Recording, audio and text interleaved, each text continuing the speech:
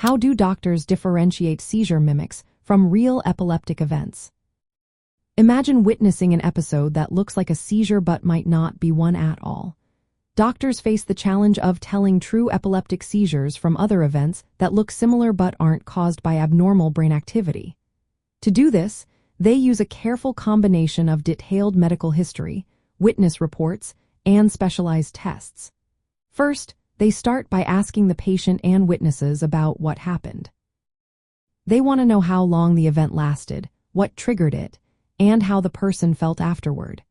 Witness descriptions are especially important because during a seizure, awareness can be impaired, making the patient forget or not fully understand what occurred.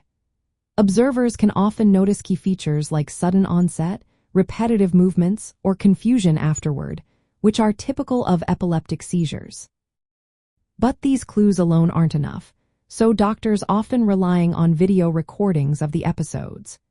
These videos help clinicians see exactly what the person did during the event, allowing comparison with known seizure patterns and seizure mimics like fainting or psychological episodes. The most critical tool in differentiating seizures from mimics is the electroencephalogram, or EEG, combined with video recording during an episode. The EEG measures electrical activity in the brain. During an actual epileptic seizure, the EEG usually shows abnormal patterns like spikes or sharp waves that happen at the same time as the physical symptoms. In contrast, seizure mimics such as psychogenic non-epileptic seizures, which are psychological in origin, typically show normal EEG readings during the event.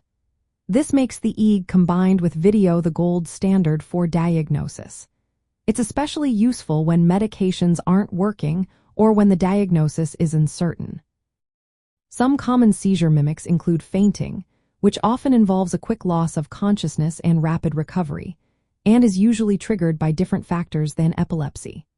Psychogenic non-epileptic seizures resemble real seizures but are caused by psychological factors and do not show abnormal brain activity on EEG.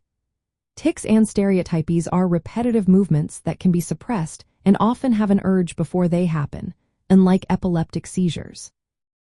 Other events like transient ischemic attacks or certain movement disorders can also mimic seizures but have different features and triggers.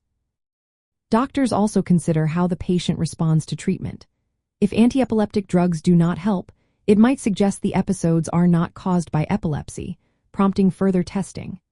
However, some epilepsies are resistant to medication, so lack of response alone isn't conclusive. Additional tests like brain imaging or blood work can help rule out other causes of sudden episodes. A thorough neurological exam and cognitive assessments can provide more clues.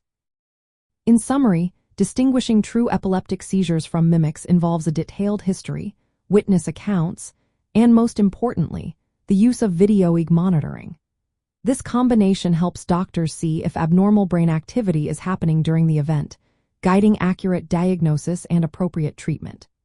If someone has episodes that are unclear or do not respond to medication, they should be evaluated at a specialized epilepsy center. Always remember, each person's situation is unique, and only a healthcare professional can provide the right diagnosis and care.